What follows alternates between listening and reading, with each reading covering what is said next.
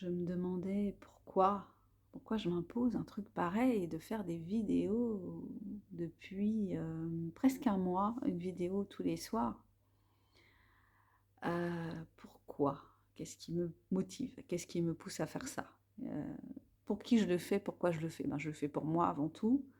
Hem, c'est une façon de me mettre, en miroir et puis, de me regarder, de m'observer et de me demander, jusqu'où je suis capable d'aller par rapport à ce truc. Ce que je suis capable de partager, d'échanger et de livrer et qu'est-ce que ça va créer en fait? Qu'est-ce que ça va changer? C'est pas une thérapie, hein, de créer une chaîne YouTube, quoique je me demande si c'est pas un peu, une thérapie parce que on c'est une façon de si on arrive à le gérer, sans se faire envahir et puis en se protégeant, quand même, malgré tout, bah, oui, je pense que ça peut être quand même quelque chose ça peut quand même avoir un côté, thérapeutique dans le sens où on se réconcilie, où on apprend à aimer son image, on apprend à aimer s'entendre, à aimer se comment dire? Cette confrontation avec soi-même, dans le fait de se présenter, de présenter son image alors qu'on n'est pas une personne publique, on n'est pas un acteur, on n'est pas une actrice, on n'est pas un homme politique, on n'est pas une femme politique, on n'est pas un journaliste, enfin on n'est pas une personne, que l'on a l'habitude de voir sur un écran. Et ben oui, c'est une façon de s'apprécier, d'apprendre à s'apprécier, d'apprendre à jouer avec, soi-même, avec son image et on est aussi quelqu'un d'autre à partir du moment où on est dans ce jeu de YouTube, où, YouTube, toi dans le tube, toi dans l'image, heu, tu joues aussi à être une personne qui pourrait avoir une certaine notoriété. Donc, tu sais pas si c'est possible, si c'est pas possible, mais en tout cas, tu tentes le coup, tu te dis: «Bon, ben, on verra bien, on verra, si j'ai, 1, 2, 10, 20, 30, 40, 50, 100, 500, 1000, peut-être plus, d'abonnés», tu ne sais pas. Heu, mais au fond, est-ce que c'est ça, qui est vraiment important?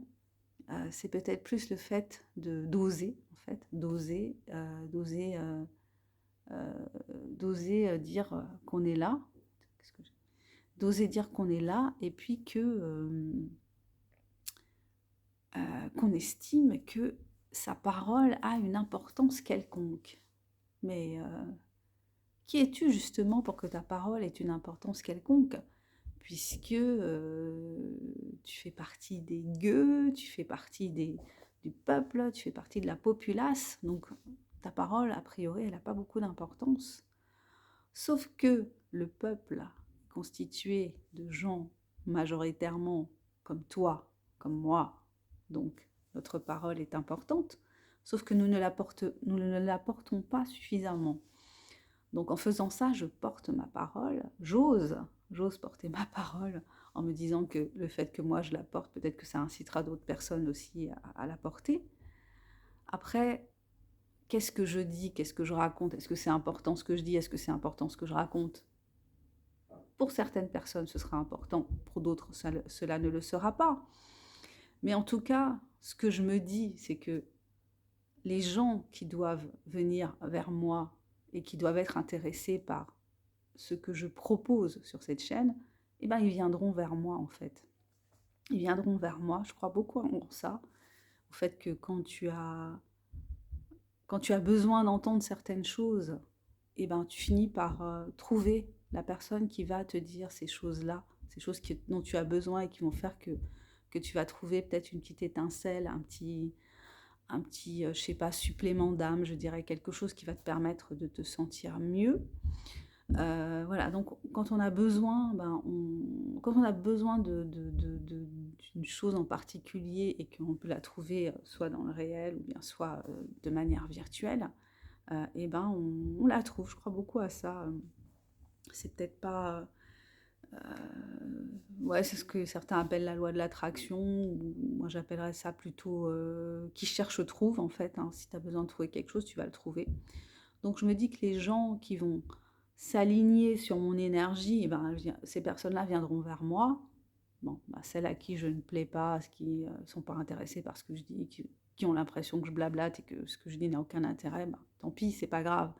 Mais je vais peut-être parler à quelques personnes et je vais peut-être leur donner une petite étincelle dont ils ont besoin à un moment donné de leur vie. Bah, voilà, donc je fais le job que j'ai l'impression qu'il faut que je fasse à cet instant précis. Je ne sais pas si ça a vraiment du sens, mais c'est ce qui m'anime en ce moment. Alors, je sais pas, une inspiration, un truc, quelque chose qui me pousse à faire ce que j'ai démarré depuis quelques semaines. Donc voilà, je suis sur cette voie-là, et voilà, je suis sur cette voie-là. Je suis sur ce chemin-là. Donc, bah écoutez, je me présente pour ceux qui ne me connaissent pas. Je suis Sandra Yanneval, je suis écrivaine indépendante. Donc sur cette chaîne, eh bien, je partage avec vous l'inspiration du moment. Je partage avec vous des réflexions sur l'auto-édition. Ça fait un moment que j'en ai pas parlé, donc peut-être que je vais en trouver... enfin, je vais essayer d'en reparler un petit peu d'auto-édition. Je partage avec vous mes lectures, je vous lis parfois des textes qui me plaisent. Je parle aussi d'actualité quand ça me tente, quand ça me chante. Voilà, donc sur cette chaîne, je vous parle d'auto-édition parce que pour moi, l'auto-édition, c'est le choix de la liberté, une valeur à laquelle je suis très attachée. Je vous remercie si vous êtes allé jusqu'au bout de cette vidéo. Je vous embrasse. Je vous souhaite une bonne journée ou une bonne soirée en fonction de l'heure à laquelle vous êtes passé sur ma chaîne. Abonnez-vous si cela vous dit. Activez la cloche pour être averti des prochaines vidéos. Prenez soin de vous, prenez soin de votre mental en ces temps difficiles.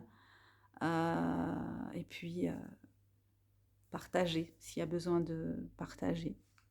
Si vous sentez que ça pourrait faire du bien à quelqu'un d'entendre ce que j'ai dit, si vous en avez envie.